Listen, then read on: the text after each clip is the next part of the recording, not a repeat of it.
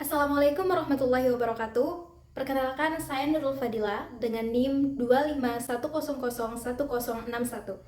Nah, pada kesempatan kali ini saya akan menjelaskan tentang studi manajemen proses sebagai inti dari sistem operasi. Sebelum itu, kita harus tahu apa sih itu manajemen proses. Manajemen proses adalah pengaturan sistem operasi agar semua proses itu berjalan efisien tanpa adanya konflik. Nah, manajemen proses itu sendiri bertujuan agar semua proses itu berjalan dengan cepat, adil, dan juga efisien. Kemudian ada namanya PCB atau Process Control Block, yang mana PCB ini merupakan data penting yang disimpan oleh sistem operasi untuk mengelola dan melacak setiap proses yang sedang berjalan. Nah, PCB itu sendiri terdiri dari yang pertama ada namanya Process ID atau PID, berisi tentang identitas unik suatu proses. Yang kedua ada status, yang mana status ini menunjukkan apakah proses itu ready, running, atau waiting. Yang ketiga ada yang namanya lokasi memori, berisi tentang alamat program dan data. Kemudian yang terakhir ada CPU state, yaitu register dan konteks eksekusi. Nah, tanpa PCB ini, sistem operasi itu tidak tahu proses mana yang aktif atau harus dijalankan selanjutnya.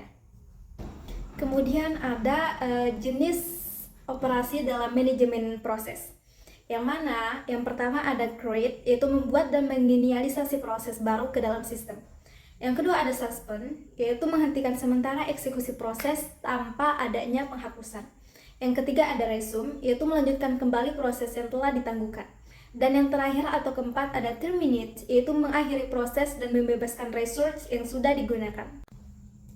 3 tingkat penjadwalan proses. Yang pertama ada namanya long term scheduling, yaitu memilih proses mana yang boleh masuk ke memori untuk dieksekusi. Yang kedua ada namanya medium term scheduling, yaitu menentukan proses mana yang ditunda atau dikembalikan lagi ke memori. Dan yang terakhir, yang ketiga ada short term scheduling, yaitu memilih proses mana yang akan dieksekusi oleh CPU. Nah, tujuan dari penjadwalan proses ini yaitu untuk memaksimalkan penggunaan dari CPU. Kemudian ada yang namanya multithreading. Yang mana multithreading ini adalah teknik di mana satu proses itu bisa menjalankan beberapa thread secara bersamaan agar kerja program itu jadi lebih cepat dan efisien. Contohnya, nah saat kamu mendengarkan musik sambil mengetik tugas dan membuka browser, keuntungan dari multithreading itu sendiri yaitu kecepatan eksekusi meningkat, respon lebih cepat, dan efisiensi resource lebih baik. Adapun tantangan dari multithreading itu sendiri yaitu kadang program itu bisa nge-freeze atau macet.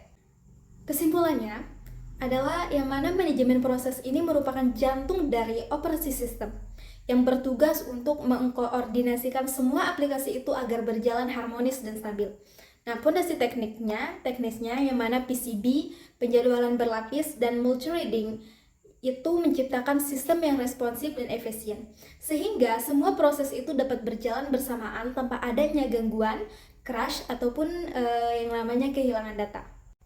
Sekian presentasi dari saya, mohon maaf apabila ada kesalahan. Wassalamualaikum warahmatullahi wabarakatuh.